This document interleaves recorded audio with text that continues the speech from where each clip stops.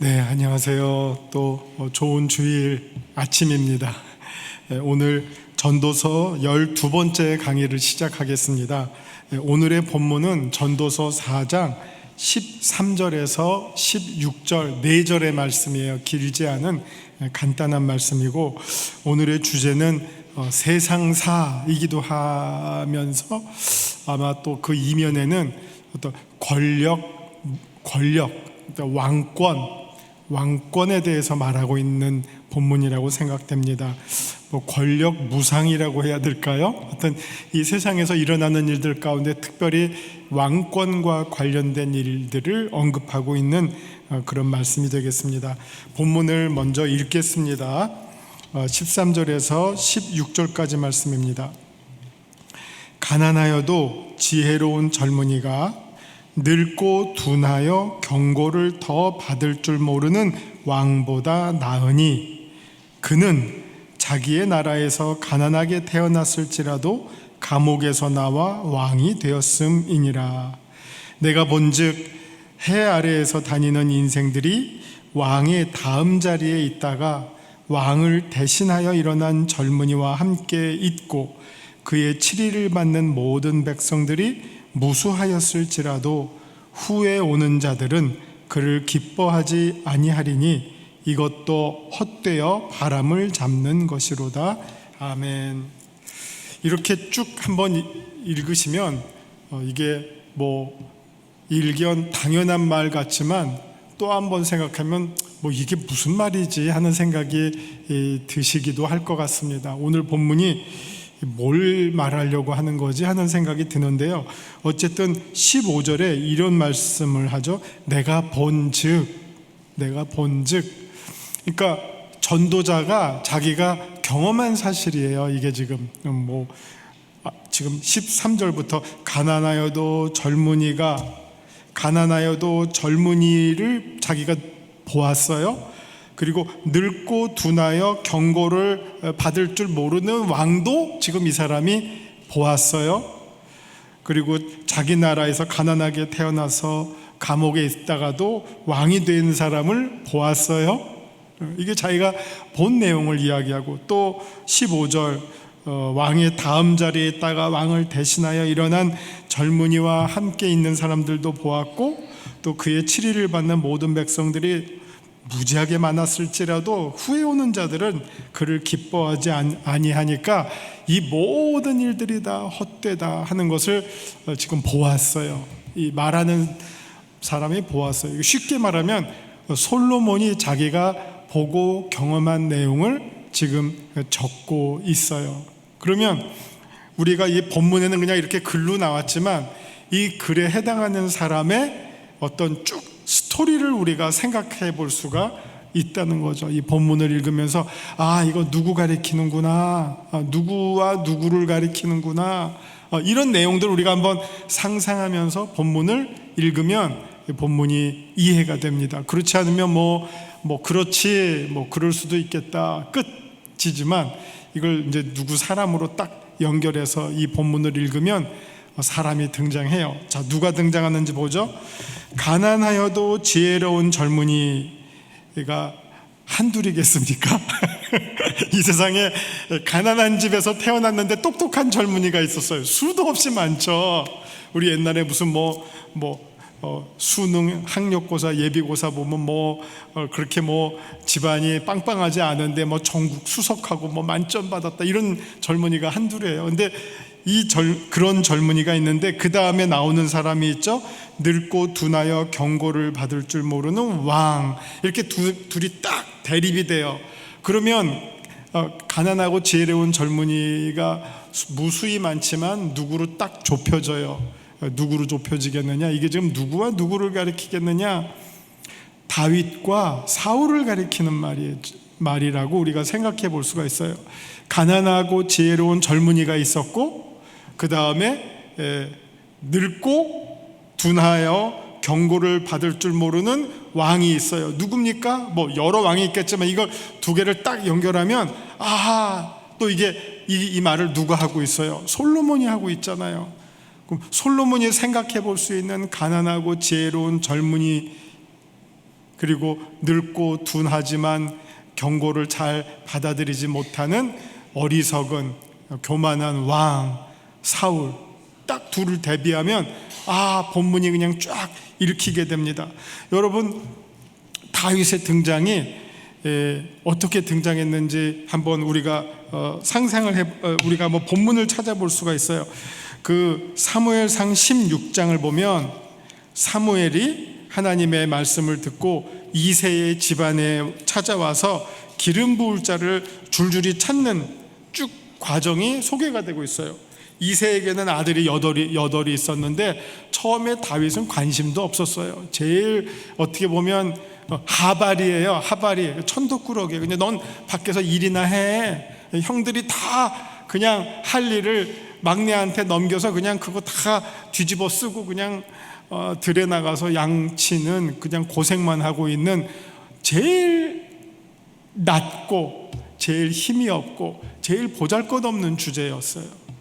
그래서 사실은 사울의 관심에는 사무엘의 관심에는 다윗이 전혀 있지 않았죠. 그러나 하나님이 지명한 사람이 막내 8번째 다윗이었다고 하는 사실을 사무엘이 깨닫고 아마 생각했겠죠. 이 선입견 내 경험대로 하는 것이 아니라 하나님의 말씀대로 내가 따라야 되겠구나. 그때 깨달았어요. 여러분, 그렇게 해서 기름 부음 받은 다윗이 어떻게 사울에게 연결이 되는지 아세요? 지금 여기 반대편으로 나오는 사울, 무슨 골리앗 때려잡아서 사울에게 발탁된 게 아니라 요즘 젊은 애들 가운데 좀 똘똘하고 노래 잘하는 애 누구 있냐, 그렇게 해서 찾아진 거예요. 그러니까 이 다윗의 등장은 가난하고 아무 보조, 요즘식으로 말하면 완전히 흙수저인데 똑똑하고 반듯하고, 그래서 지금 발탁이 돼서 사울 앞에 오게 된 거예요. 처음부터 용사로 등장한 게 아니라 어떻게 보면 가난하고 지혜로웠고 그런 것 때문에 지금 사울에게 발탁이 돼서 사울 앞에 오게 된 거죠. 그러다가 이제 골리앗과의 싸움이 있었고 그 승리를 통해서 완전히 그냥 가난하고 노래 잘하고 예쁘게 생겼다고 생각했던 미소년이 갑자기 용맹한 군사가 되어서 장군이 되어서 사울이 죽인 사람은 천천히인데 다윗이 죽인 사람이 만만이다 해서 완전히 뜨게 된 거죠.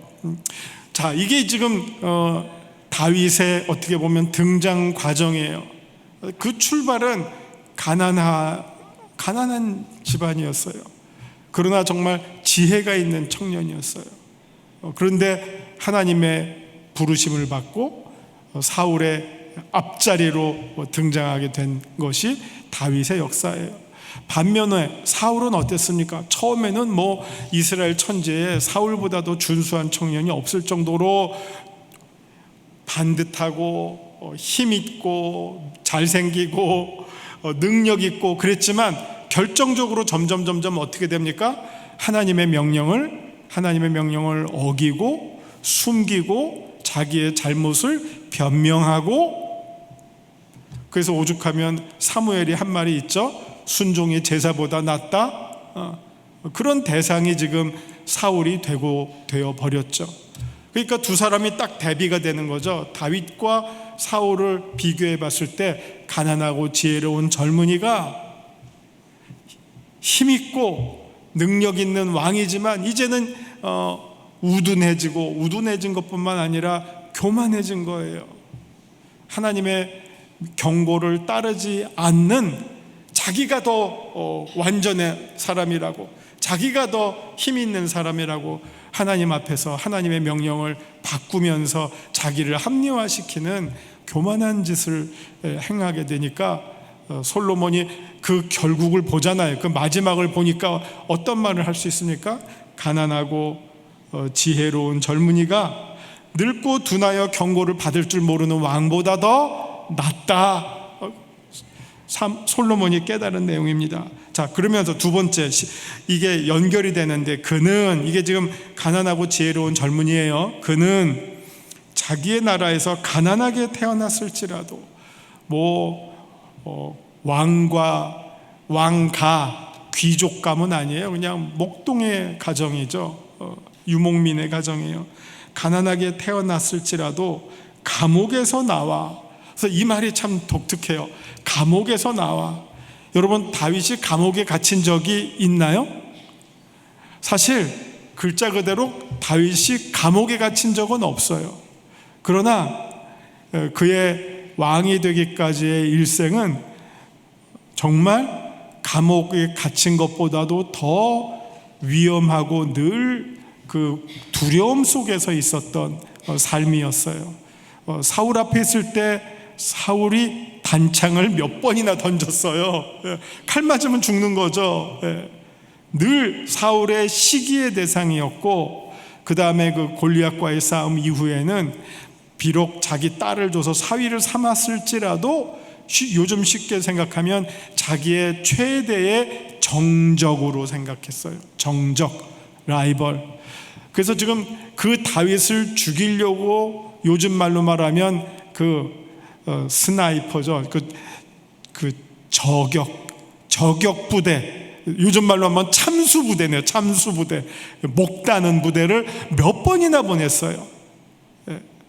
그때마다 여러 요나단이라든지 여러 도움을 통해서 우여곡절을 겪으면서 미갈이 이렇게 끈달아서 또 집에서 피하게 하고 여러 에피소드를 겪으면서 다윗이 벗어나게 되죠.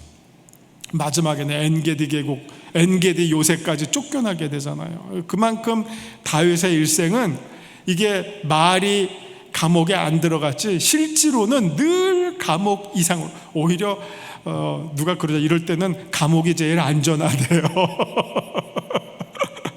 감옥에 있으면 누가 지켜줍니까? 국가가 지켜줘요, 요즘 말로.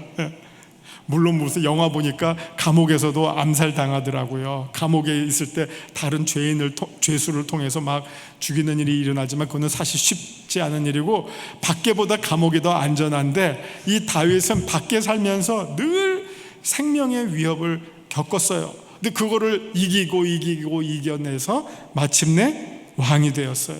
그걸 보면서 솔로몬은 인생이라는 것이 어떤 것인가, 어떻게 지금 마지막을 보면 왕이 최고인 것 같죠. 권력을 다 가지고 있고 많은 사람들을 다 부릴 수 있고 자기 말 한마디면 다 되고 가서 죽여 하면 자기에게 쫙 가서 죽이려고 하잖아요. 그런데 어느 정도는 할 수 있는 것 같으나 정말 자기가 원하는 것을 하지를 못했어요. 그걸 보면서 솔로몬은 왕보다 더 중요한 것이 뭐냐? 왕이라고 다 되는 것이 아니라 어떤 왕이 되느냐가 중요하다. 그 다윗이라고 하는 왕도 자기 마음대로 다 하고 싶은 욕망을, 유혹을 못 이기고 죄를 범한 경우가 있지만, 그러나 결정적으로 다윗의 특별한 점이 어디에 있습니까? 하나님의 경고를 받아들이고 회개를 할 수 있었다고 하는 점, 그 점이 다른 왕들과의 차이점이죠. 그런 면에서 볼 때 다윗의 인생은 가난하고 지혜로운 젊은이로부터 출발했지만 마지막에는 정말 온 이스라엘이 칭송하는 그런 왕이 되었다. 그러니까 인생이라고 하는 것은 권력 자체가 중요한 게 아니라 다윗의 과정을 볼 때는 태어난 조건, 환경, 이거보다도 더 중요한 것은 지혜롭고 또 하나님의 말씀에 순종하고 또 하나님의 뜻에 따라서 바르게 살겠다고 하는 그 마음이 가장 중요한 것이구나. 그런 마음을 가지고 왕이 됐어도 소위 성군이 되는 것이고, 그런 마음이 없다면 사울처럼 그 시작은 정말 빵빵하게 시작했지만 마지막은 비참하게 하나님으로부터 버림을 받는다 하는 것을 우리가 솔로몬의 어떤 이 교훈을 통해서 우리가 배우게 됩니다. 자, 13절 14절이 다윗과 사울을 언급했다면 15절과 16절은 또 다른 솔로몬과 매우 가까운 인물을 염두에 두고 솔로몬이 또 이런 말을 하는 것을 보게 됩니다. 15절에 보면 내가 본즉 해 아래 다니는 인생들이 왕의 다음 자리에 있다가 왕을 대신하여 일어난 젊은이와 함께 있고, 자, 이게 또 뭐가 생각나서 이렇게 되면 이게 뭐 이런 경우는 이게 뭐 좋다 나쁘다를 떠나서 이런 경우에 해당하는 거는 아까 말한 다윗과 사울도 이 관계예요. 사울로부터 다윗으로 리더십이 바뀌잖아요. 그러면 사울을 이어서 다윗이 등장하고 있는데 그 다윗에게 힘을 주는 젊은이들이 많이 몰려서 결국은 왕이 되잖아요. 그렇게도 볼 수가 있고, 근데 그 다음 말씀을 보면 그의 치리를 받는 모든 백성들이 무수하였을지라도 후에 오는 자들은 그를 기뻐하지 아니하리니 이것도 헛되이 바람을 잡는 것이다. 이게 15절만 보면 다윗과 사울을 이야기하는 것 같은데 16절을 보면 조금 달라져요. 그러면 16절에서 말하고 있는 이 내용은 누구를 가리킬까 하면 이거는 다윗과 압살롬을 가리키는 것처럼 읽혀요. 이거는 사실은 이렇게 글만 써놔서 이거를 누구에게 적용해서 읽느냐 하는 거는 독자의 어떤 판단이에요. 우리가 읽는 사람의 판단이에요. 이걸 누구한테 적용할 것인가, 이거는 선택의 자유는 무궁무진해요. 그러나 어쨌든 우리가 이 본문을 잘 이해하기 위해서 제가 여러분에게 그런 어떤 그 모델들을 소개해 드린다는 거죠. 그래서 16절을 보면 이거는 다윗과 압살롬의 관계처럼 보여요. 만약 우리가 그냥 당시 그 정치 상황 이거를 볼 때 만약 압살롬이 자기를 따르는 무리들과 함께 이 뭐 스토리가 복잡하잖아요. 뭐 요압도 나오고 그 여동생도 나오고 압살롬의 여동생을 범하고 복수하고 막 꼬여 있지만 만약 당시 정치 상황을 그냥 압살롬이 반역을 저지르지 않았다면 어떻게 됐을까 하면, 이건 뭐 역사의 가정은 없지만 그러면 제 생각에 솔로몬보다도 혹 압살롬이 왕이 될 수도 있지 않았을까 하는 생각을 하게 됩니다. 성경에서 압살롬을 어떻게 표현하고 있는지를 한번 보시면요, 사무엘하 14장이 아니네. 사무엘하에서 요게 압살롬을 표현하는 말씀이 있어요. 14장 25절이에요. 14장 25절에서 압살롬을 뭐라고 표현하냐면은 온 이스라엘 가운데에서 압살롬 같이 아름다움으로 크게 칭찬받는 자가 없었으니 그의 발바닥부터 정수리까지 흠이 없음이라. 뭐 하여튼 이 표현을 볼 때 이 압살롬도 이게 보통 인물이 아니에요. 아마 그리고 한번 여러분 그 당시 상황을 생각해 보세요. 압살롬이 반역을 했다가 결국은 죽임을 당하죠. 이렇게 뭐 노새 타고 가다 나뭇가지에 몸이 걸렸는데 그 매달아 있는 거를 이제 죽이잖아요. 그 다윗의 장수들이. 근데 압살롬이 죽었다고 한 상황에서 다윗의 반응을 보세요. 고놈의 새끼 잘 죽었다. 나한테 배반을 하다니 이런 나쁜 놈의 새끼하고 그냥 좋아해요? 아니에요. 좀 뜻밖이에요. 우리가 보면 아무리 아들이라도 정말 압살롬 때문에 얼마나 바울이 쫓겨났잖아요. 예루살렘에서 도망갔어요. 무슨 임진왜란 때 선조가 한양을 버리고 도망간 것처럼 다윗이 자기의 성에서 쫓겨났어요. 위협을 받고 도망가는 처지가 됐으니 아마 이를 갈지 않았겠어요. 내가 이제 다윗이 이러다가 나 곧 죽겠구나, 그 정도의 위협을 당하고 어려움을 겪었는데, 그랬던 압살롬이 죽임을 당했다고 했을 때 다윗이 잘 됐다, 이제 두 다리 뻗고 자겠다, 그렇게 반응하지 않았어요. 거꾸로 압살롬아 하면서 막 눈물 통곡을 했어요. 이게 얼마나 다윗이 압살롬을 사랑했는지. 물론 이 부모의 자녀에 대한 사랑이, 내리 사랑이 얼마나 그 무한 용서를 품고 있는 사랑인 거는 알지만 이거는 아주 특별한 상황이죠. 이게 단순히 한두 번 잘못하고 뭐 간단한 배반을 한 게 아니라 반역을 저질렀는데, 근데 그 아들이 반역의 주모자인 압살롬이 죽었다고 아버지가 그렇게 다윗이 슬퍼하는 정도를 볼 때, 이거 반역을 하지 않았으면 압살롬이 다윗의 대를 이을 뻔도 했겠구나 하는 생각을 충분히 해요. 근데 이걸 통해서 그 정적이 제거가 되고 다음 왕이 솔로몬으로 이어지게 되잖아요. 그것을 솔로몬이 지금 본 거잖아요. 예.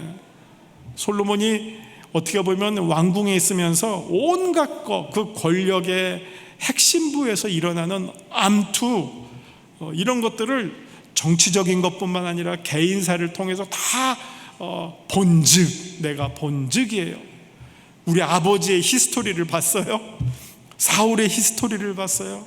자기 형제들, 이복 형제들 사이에서 일어났던 권력 암투의 과정도 다 봤어요. 그러면서 깨닫는 거죠. 그러면서 깨닫는 게 뭐냐? 역시 헛되다예요. 이 권력 무상이에요. 많은 사람들이 그 왕이 되고자, 권력을 잡고자 애를 쓰고 또 잡은 권력을 놓치지 않고자 발버둥치고 있지만, 권력이라고 하는 것이 무상하다.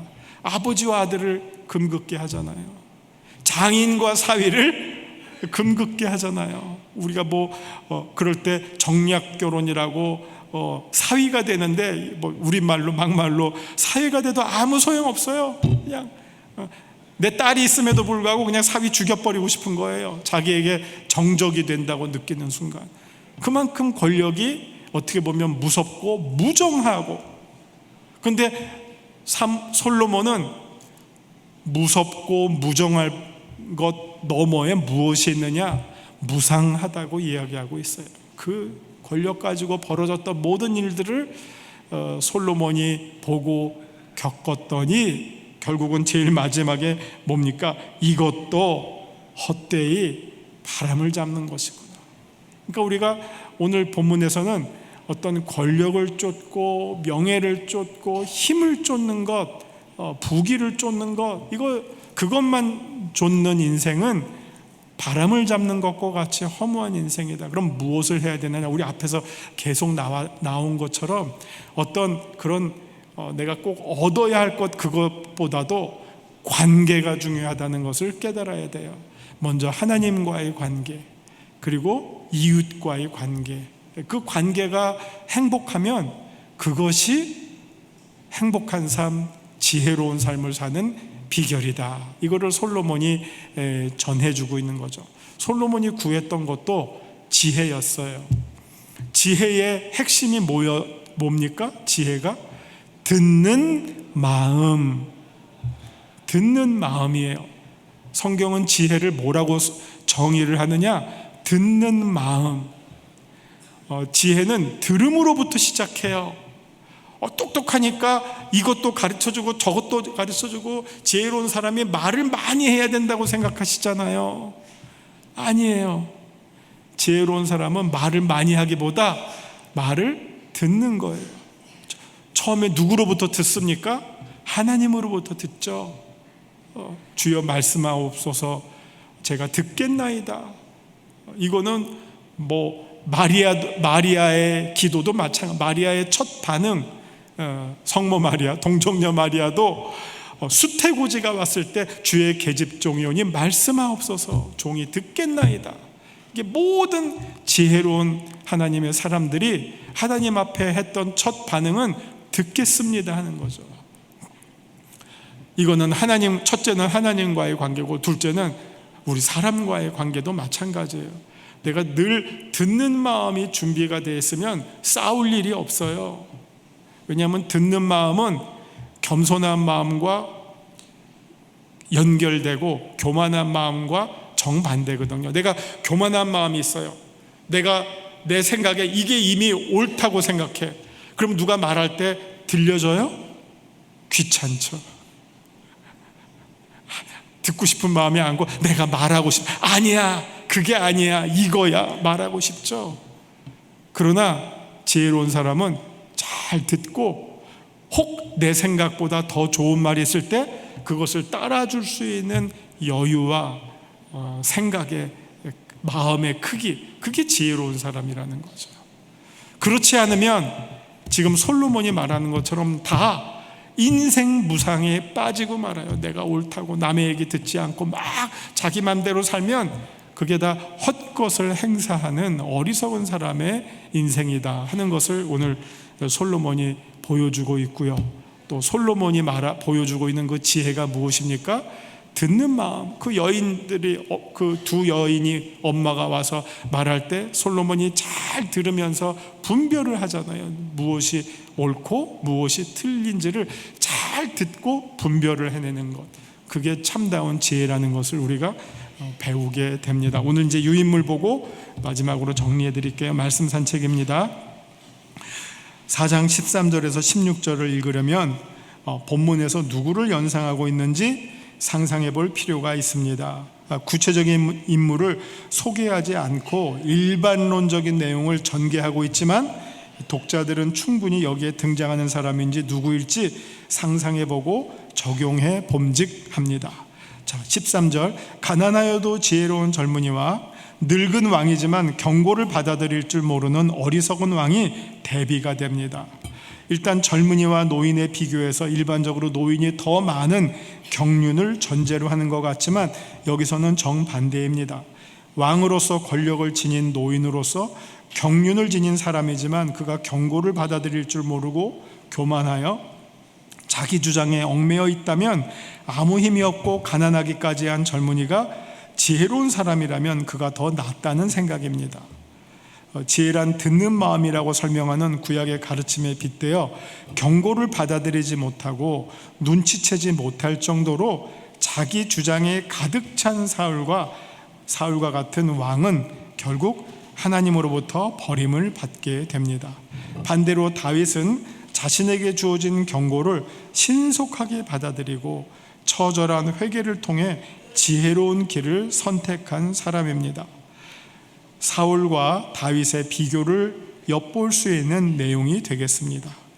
또 14절, 다윗의 출생은 보잘것없는 목동의 가정에서 이새의 8아들 중 막내로 태어난 자입니다. 감옥에서 나와 왕이 되었다는 말은 다윗이 사울의 핍박과 위협을 겪는 상황을 감옥에서 나온 것으로 비유하는 듯합니다. 가난이라고 하는 태어난 조건보다 지혜로운 젊은이가 되었다는 결과가 더 중요하다고 전도자는 솔로몬은 말합니다. 그리고 그 지혜로운 젊은이가 늙고 어리석은 왕을 대신하여 왕이 됩니다. 15절은 사울과 다윗의 관계를 말할 수도 있고 다윗과 압살롬의 관계를 말할 수도 있습니다. 권력 무상을 가리키는 말일 것입니다. 그러나 압살롬의 반역의 수포로 돌아간 것과 다윗의 계승이 사울보다 더 강한 나라를 세운 것을 비교해 볼 때 압살롬의 반역이야말로 헛된 것을 대표한다고 할 수 있겠습니다. 자, 우리가 오늘 묵상 질문들은 참 자기 자신을 살피고 자신에게 주어진 일들 중 나를 깨우치는 일들이 무슨 일들이 있는지 항상 깨어 있어야 하고요. 잠자는 것보다 눈과 귀를 닫는 일이 더 어리석고 파멸로 이끄는 길임을 알아야 합니다. 늘 자기 자신을 또 살펴볼 뿐만 아니라 또 우리 주변에서 나에게 해주는 좋은 어떤 도움의 말들을 귀담아 들을 줄 아는 것, 그것이 참다운 지혜라고 생각합니다. 두 번째는 이제 인생에서 배반이라는 경험을 우리가 안 하고 살 수는 없잖아요. 크고 작은 배반을 경험하는데 그것을 내가 또 어떻게 소화하느냐 하는 것이 우리의 인생을 더 성숙하게 만들어가는 중요한 방법이라고 생각이 돼요. 그래서 크고 작은 이런 관계에서 일어나는 여러 어려움들을 내가 하나님을 의지해서 잘 풀어나가는 지혜로운 사람들이 되시기를 바랍니다. 기도하시겠습니다. 하나님, 오늘 또 솔로몬을 통해서 우리 인생사에서 일어나는 많은 일들을 보면서 우리가 과연 무엇을 좇을까, 무엇을 추구할까, 무엇을 더 소중하게 생각할까를 판단해 봅니다. 정말 우리가 살아가는 삶 속에서 우리가 만나게 되는 이웃과 더 좋은 관계 속에서 살게 하시고, 무엇보다도 하나님과의 관계에 귀 기울이고 우리를 향하신 하나님의 뜻을 분별해 나가는 지혜로운 사람들 되게 하여 주옵소서. 또 오늘 또 예배 가운데 주님 함께 하시고 세상에서 얻을 수 없는 평안과 위로와 새 힘을 얻는 복된 예배로 삼아주시고 우리 모두 복의 근원이 될 뿐만 아니라 복의 연결자들이 되게 하여 주옵소서. 예수님 이름으로 감사드리며 기도하옵나이다. 아멘.